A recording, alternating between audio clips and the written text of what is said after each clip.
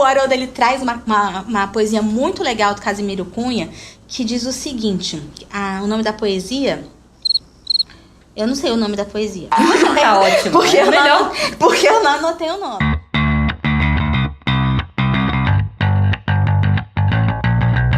Dualidade, um bate-papo com resumo de livros que tratam sobre o desenvolvimento humano e as inquietações da vida moderna, com a jornalista Adriana Nicásio e a publicitária Júlia Scheibel.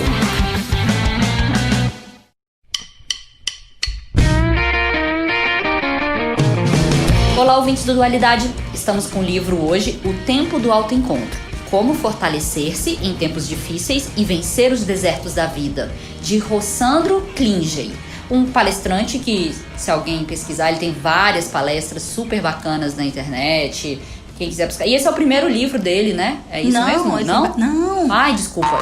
Desculpa aí, Rossandro. Ele tem um help, inclusive, que eu li para educação de filhos. Ele tem um box, acho que são 8 ou 9 livros. Não, ele escreve bastante. Tá. A minha dúvida sobre esse livro é se ele realmente foi ele que escreveu sozinho. Porque tem muita da influência do Rossandro, tem muitos exemplos dele, mas ao mesmo tempo tem textos que foram muito mexidos. Então não sei se é uma questão da edição ou se foi escrito a 4 mãos. Tá. Você chegou a contar os capítulos, Júlia? Não cheguei a contar os capítulos, até porque ele não tem a numeração aqui, mas ele traz desde como estou no deserto e agora, o deserto pessoal de Jó, simbolismos no deserto, no mundo judeu, os nossos desertos de cada dia, Messias do deserto, objetivo do deserto, o deserto foge a novos hábitos, o tempo da mudança de cada um, o filho pródigo volta pelo deserto, forjando um novo ser, o deserto nos despoja de nós mesmos, o deserto e a ética, desidentificar-se com o passado, se eu quiser falar com Deus, que é uma referência à música do Gilberto Gil. Se eu quiser falar com Deus. Eu e meu deserto, e finalmente eu e Deus no deserto. O finalmente é dele também, tá? O finalmente não é meu, não. Do último capítulo. Eu realmente fiquei muito na dúvida para que tanto deserto. Porque é uma trajetória, né? Ele vai trazendo o homem ao longo dos desertos da alma. Mas eu não me identifiquei de verdade. Embora eu goste muito do Rossandro, gosto muito da mensagem. Eu me identifiquei completamente. Eu vivi vários desertos na minha vida. Apesar de achar o livro muito fofinho. E fofinho é o quê? É uma crítica? É uma crítica. É uma crítica aos fofinhos. Bem, o que acontece? O livro, ele é muito inteligente, ele passa basicamente por passos da psicologia. Eu acho até que, inclusive, são os processos do luto mesmo, seja perda de alguém, seja uma experiência ruim, seja a perda de um emprego, ou até desidentificação com o trabalho que faz, ou com um divórcio, enfim.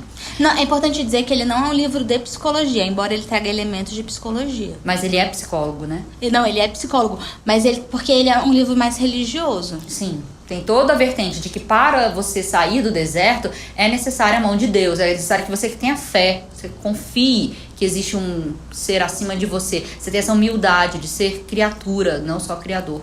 Então, mas a gente não é criador. Mas de semelhança a gente vai começar a discutir até a igreja aqui, amiga. Não, vamos só abrir um parênteses sobre fé. Fé não é confiar, tá? Fé é saber. Adriana. Sendo Adriana. Gente, vamos lá. Bem, eu marquei um texto aqui do livro que ele trouxe uma fala de Victor Hugo. Nada é mais poderoso do que uma ideia cujo tempo chegou. Eu lembrei de quem? Ergodicidade do Arriscando a Própria Pele. Nassim Taleb. Total, lembrei do nosso último episódio. E aí eu trouxe também um outro pedaço do livro que eu achei muito legal. O medo da falta, ao invés do medo da falta pelo vazio dos desejos, nos deixamos invadir pela presença de Deus e finalmente aceitamos o seu chamamento paternal para o despertar. Basicamente, ele vai trazer vários processos no livro todo, além da simbologia que eu achei super interessante pra gente olhar, que existem os ritos, existem as simbologias, até mesmo da quarentena, dos 40 dias. Ele traz essa referência no tempo da gestação de uma criança, são 40 dias. Ele traz essa referência em Noé, pelo dilúvio, que foram 40 dias. E ele traz em Moisés, no Monte Sinai, que foram 40 dias e 40 noites. Alguém já bota o 40 aí na Mega Sena. E tem a transição do povo judeu que ficou 40 anos no deserto. E por que ele traz o tanto deserto? Por causa do momento que a gente está vivendo. É um momento extremamente delicado de quarentena, um momento que o ser humano tem que voltar para si. ele coloca que a era da procrastinação, das meias medidas, dos expedientes que acalmam e confundem, a era do adiamento, tá tudo chegando ao fim. Que a gente tá vivendo um novo momento, que é o momento das consequências. E eu fiquei pensando, consequências de quê, na verdade, né? De uma sociedade extremamente... A ética do consumidor, né? Pensando lá no, no nosso próximo autor, que é o Bauman, é um ser humano cada vez mais olhando para fora e menos para dentro. Então, talvez seja uma resposta... Se você não quiser falar de Deus, vamos falar de Terra, vamos falar de Gaia. Seria uma resposta de Gaia para tudo isso. Assim, tipo, calma, relaxa, né? Não, relaxa não. Chegou a hora do como é que é? Do No Limite, né? Chegou a hora do... Não, eu penso no relaxa momento. É o seguinte, para e olha, né? Para e vive. Porque, por exemplo, a Amanda tá com 5 anos, eu não me lembro da Amanda com 1, 2 anos. Por quê? Porque eu tava trabalhando direto. O Mateuzinho tá fazendo 2 anos amanhã. Nossa, eu tenho tanta história pra contar, porque como eu só tô em meio expediente, a outra parte, mesmo tendo que dividir com a louça, eu tenho tempo pra ele. Então, e de repente você fica pensando, nosso tempo é tão precioso e a gente vende ele por tão pouco.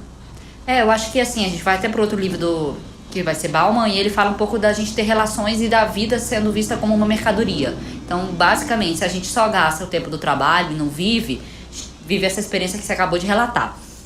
O que ele traz pra mim aqui é como se você caísse da ilusão. É aquela história do Pondé, que você abre a janela, acorda. Então, assim, o que acontece? A gente tá no deserto, seja um sofrimento da perda de um ente, seja num contexto macro da humanidade no coronavírus. Porque a gente não tá de férias. Não. Assim, não é você parou, agora eu vou tirar 30 dias de férias. Não, não é férias. Não, nem dá, você não tem dinheiro pra gastar com isso não, minha irmã. Não estamos numa situação fácil, não. Não tem nem pra onde ir, que se for pro lugar lá tá fechado, minha irmã. Não tem nem passeio.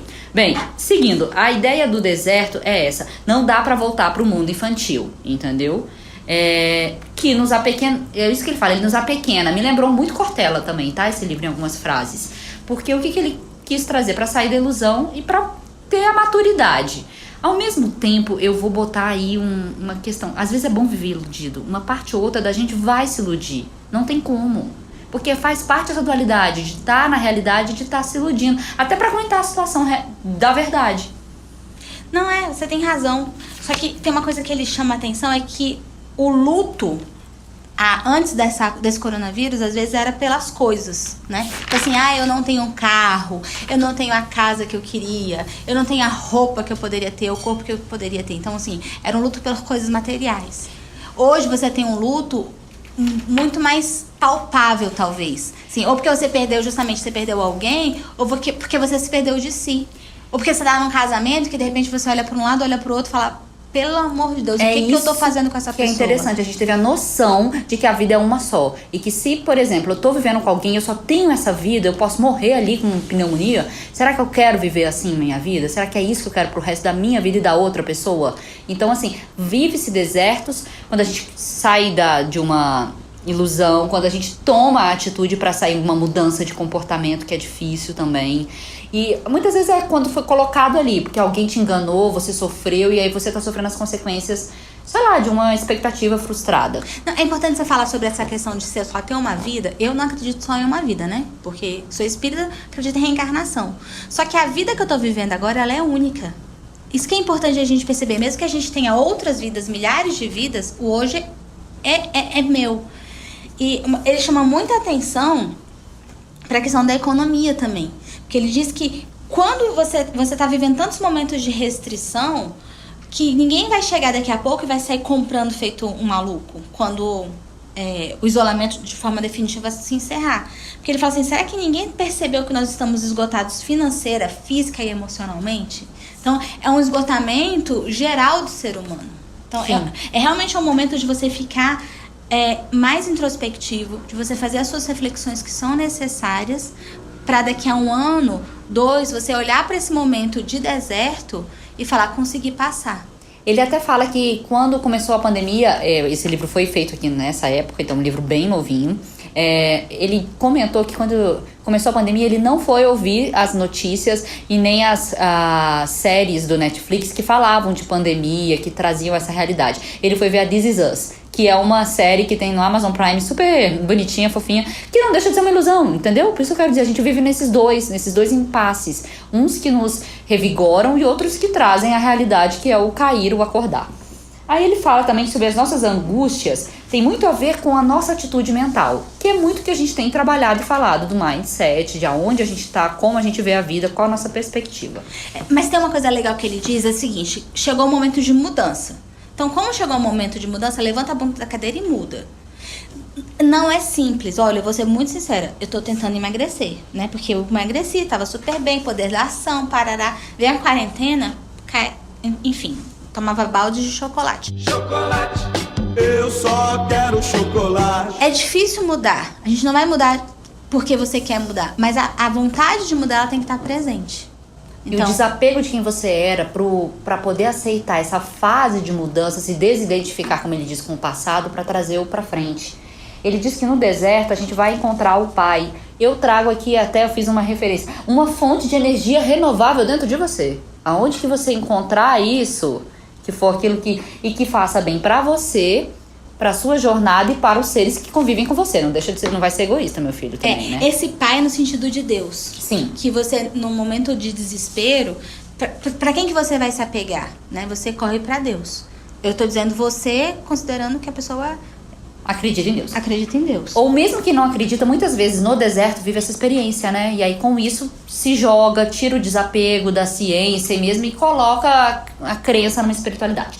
Ele fala sobre as mudanças na ciência do comportamento humano, que antigamente é ótimo. A gente fala muito sobre estresse pós-traumático, mas também, hoje em dia, a gente tem falado muito sobre crescimento pós-traumático. Essa mudança que a gente está vendo na psicologia, que inclusive é olhar para o lado, botar o olhar sobre aquilo que você cresce, e não sobre aquilo só que te traumatiza, né? E aí, quais foram as capacidades que a pessoa recebeu ao viver um deserto? Ele traz aqui, ganharam habilidades, ampliaram a visão de mundo, deram significados novos à vida, mudaram a sua escala de prioridade de valores, se tornaram mais confiantes, apreciaram mais a vida, que é admirar momentos simples. Nesse ponto, uma coisa que ele me chamou a atenção, que ele diz assim, que tem gente que nasceu num berço cristão, ou num berço religioso, e não se transforma quando de repente alguém que teve uma revelação. Alguém que do nada começou a sentir mais Deus, conseguiu...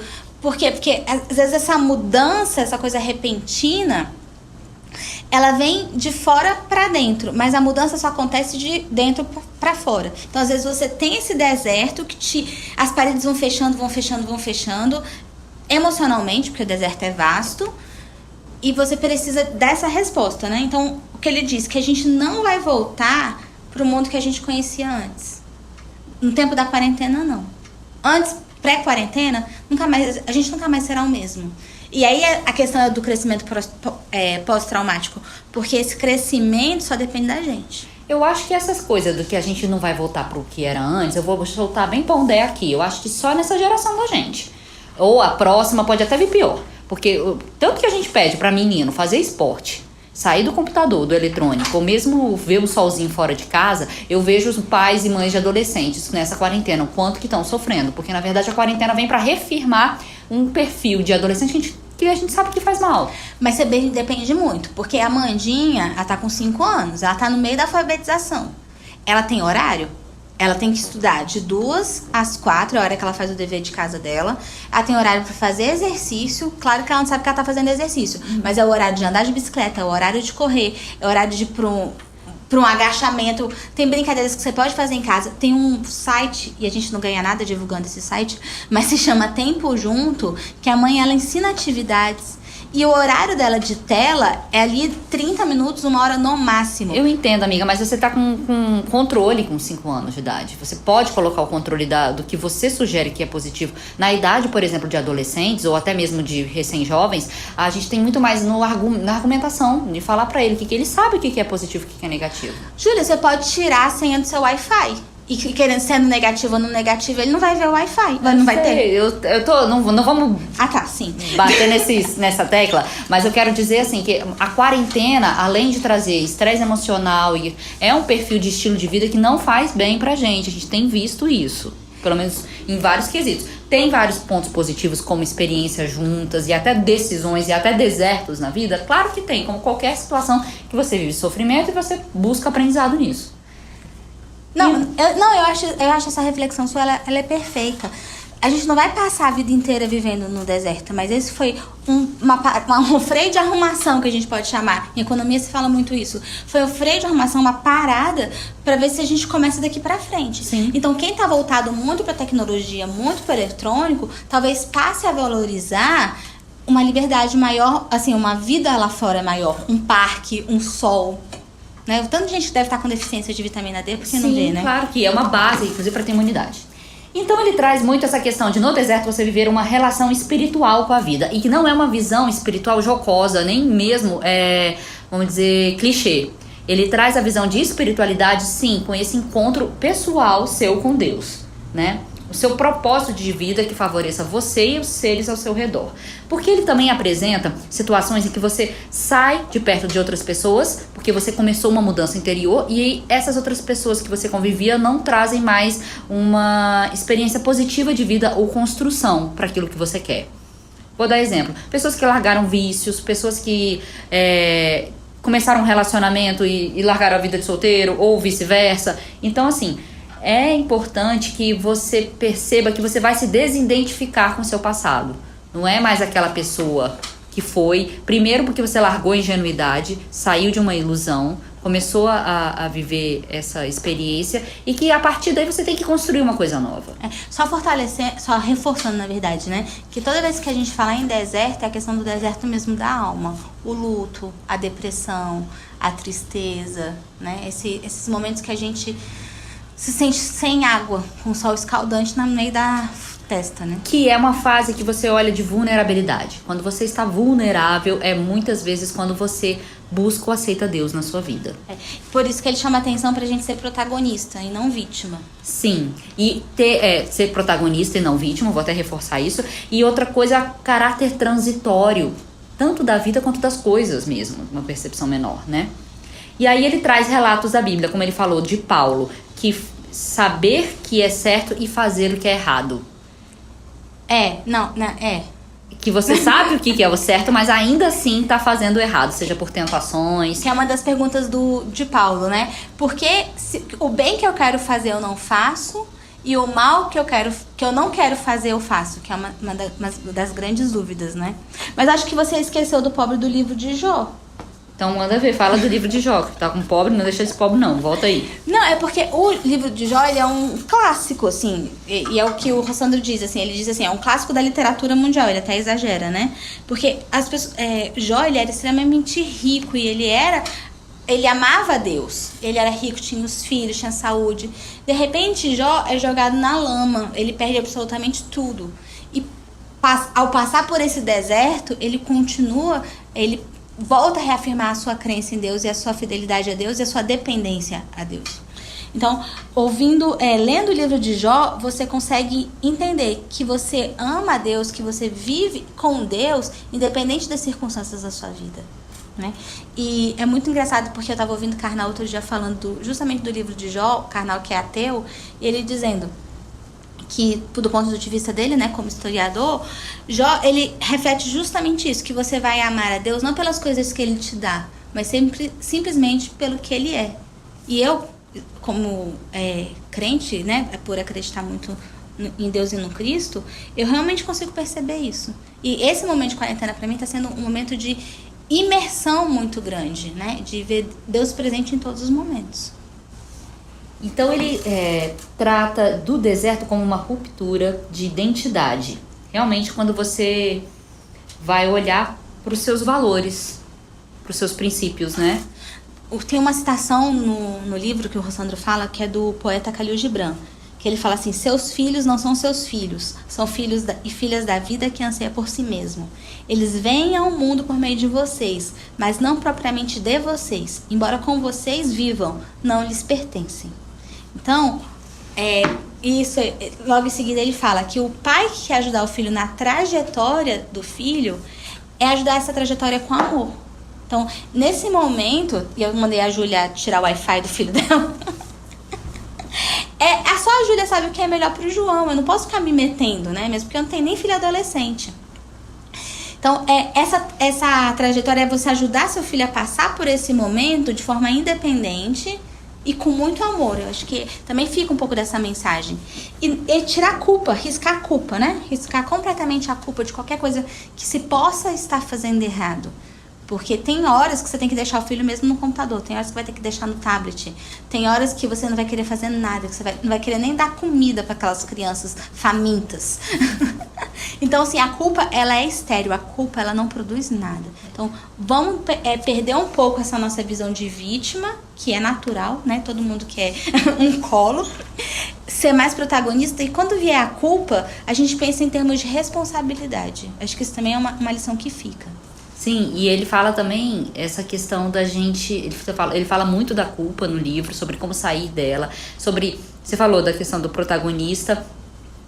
E a gente tem que aprender a se desidentificar, tipo assim, aceitar as mudanças, né? A transitoriedade da vida, a transitoriedade da gente mesmo, quanto que a gente se modifica numa vida só.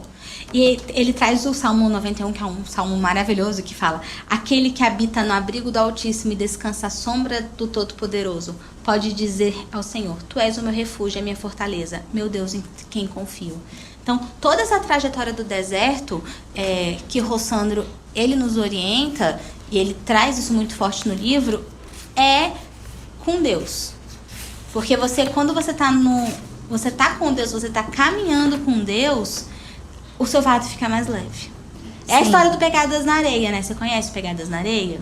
Uhum, que quando só teve uma pegada, você sempre esteve comigo, Senhor, mas aí por trajetos mais difíceis só vi uma pegada. Você me deixou nos momentos mais difíceis? Não, nesses momentos eu te carreguei no colo. Então eu faço até essa referência aqui, que eu até sou uma que fico reclamando que o livro é muito religioso.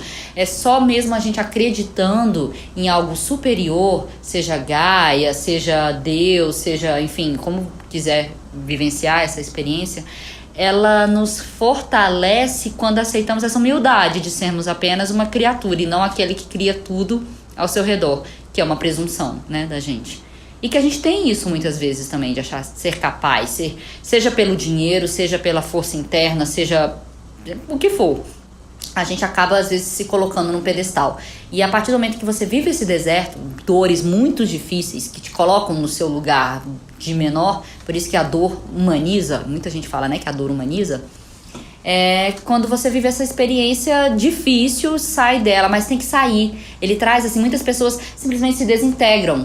Não, é engraçado que você estava falando sobre isso aí, eu estava pensando que quando ele diz assim que o povo judeu, ele precisava sair estava em busca, né, da terra prometida, e foi a terceira geração só que chegou lá. E por que eles demoraram tanto a chegar? E um dos motivos que ele diz é que aquele povo queria permanecer no deserto. E ele pergunta assim, mas como assim permanecer no deserto? E o Rossandro dele responde: eles queriam continuar recebendo o maná, que era um alimento miraculoso oferecido aos israelitas no deserto. Eles queriam viver só da providência, do que viver do próprio esforço. Que é a prática todos os insights que você recebe. Viver só no deserto é virar um ermitão, né? E assim, tem muitas pessoas que sofrem dores e desejam isso, porque têm medo de se relacionar, se soltar no mundo de novo, de voltar a amar. Que é o esforço. A gente ignora a necessidade e a importância do nosso esforço na nossa vida. Não tem nada na vida que a gente consiga sem esforço. Não existe, não existe. Que nos lapida e que nos faz o hábito, que nos torna a rotina necessária para crescer, né? Então o deserto, ele é para te trazer aquilo que é essencial. É realmente voltar um tempo, reanalisar, rever seus princípios. Muitas vezes a gente não consegue se olhar no espelho. Provavelmente estamos vivendo princípios e valores que não são condizentes com a nossa criação. A gente precisa ir lá e voltar para esses princípios. Isso é muito importante, porque quando a gente é criança, a gente não percebe como é a nossa vida ao redor, porque a gente quer estar ali brincando, né, cumprindo as obrigações e vivendo.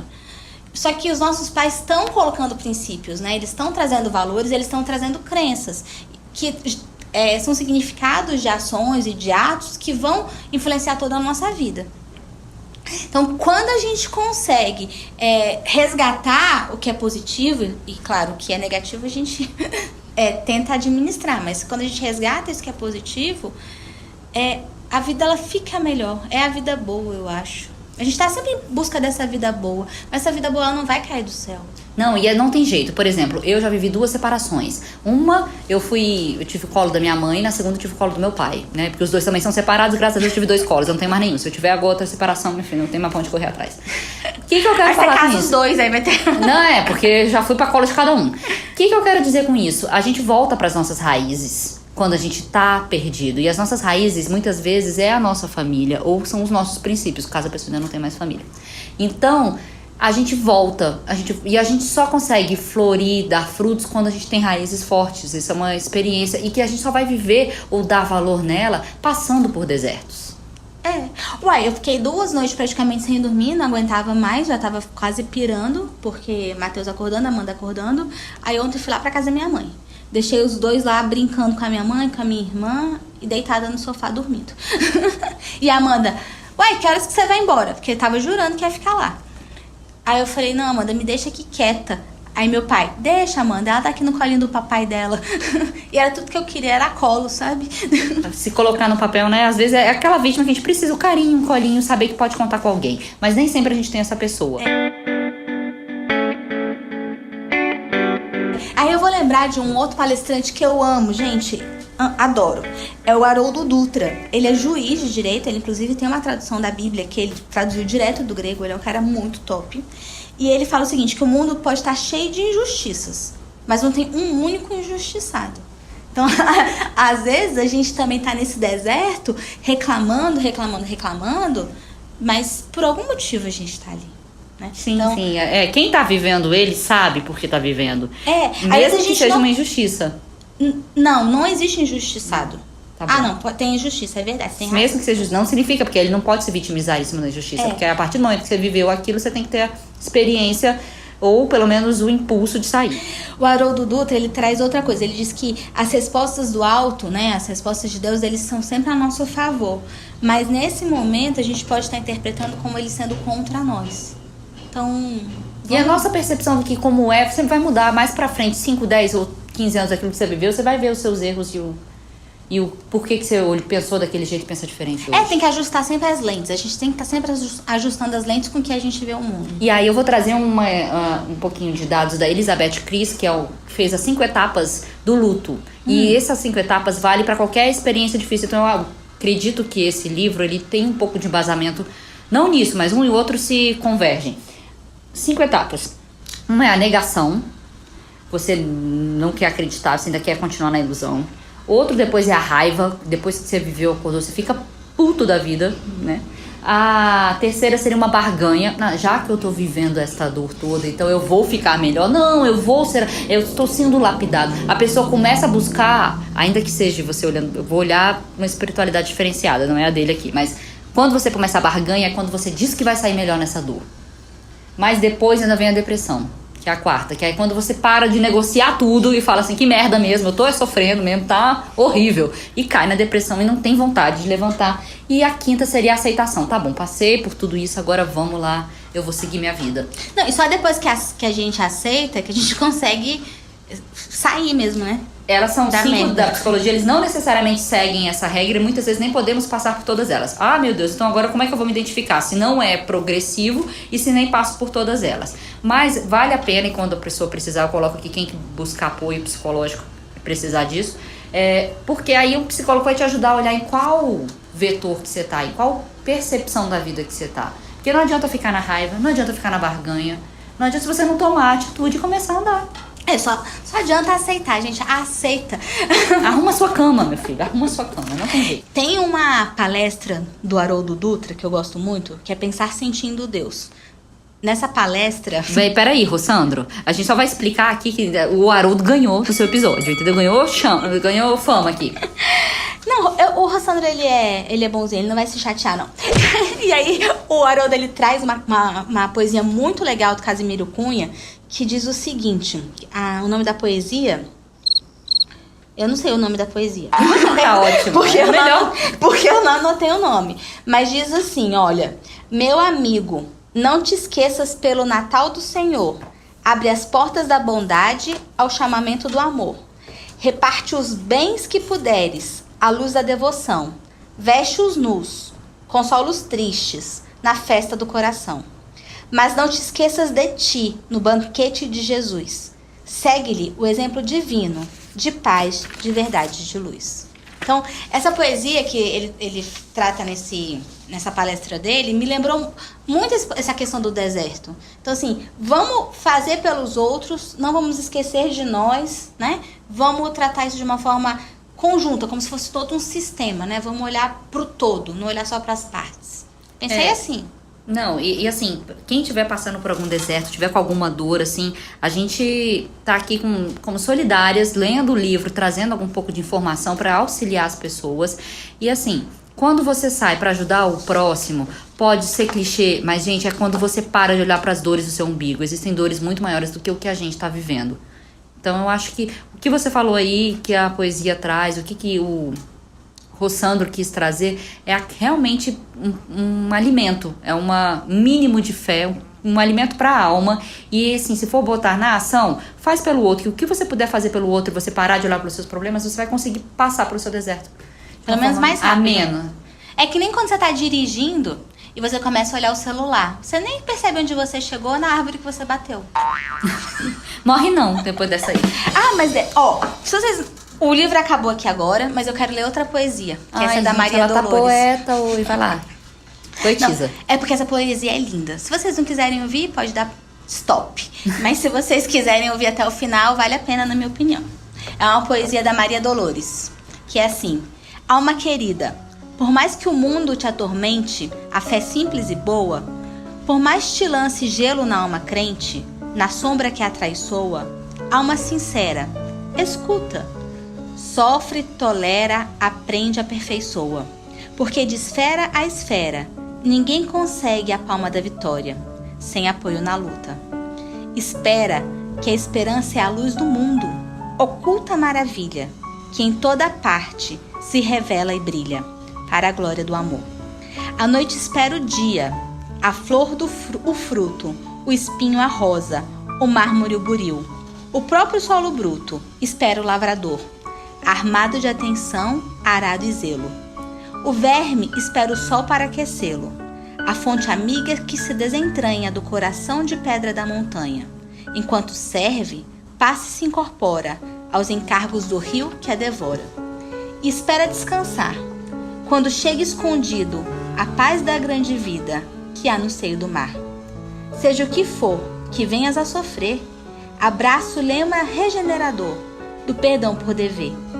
Leva pacientemente o fardo que te leva, entre o rugir do vento e o praguejar da treva.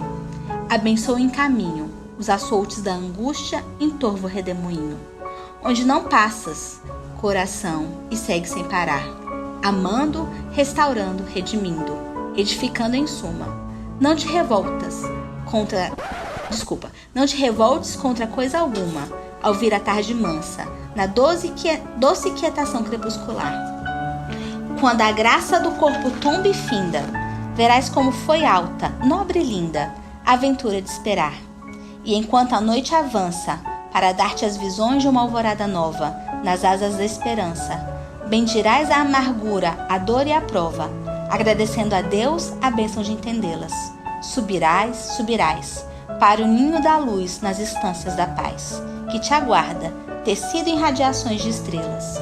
Então compreenderás que além do mais além, no coração da altura, Deus trabalha, Deus sonha, Deus procura, Deus espera também. Que lindo, gente. Adriana declamando aqui pra gente no nosso sarau do Dualidade. Obrigada.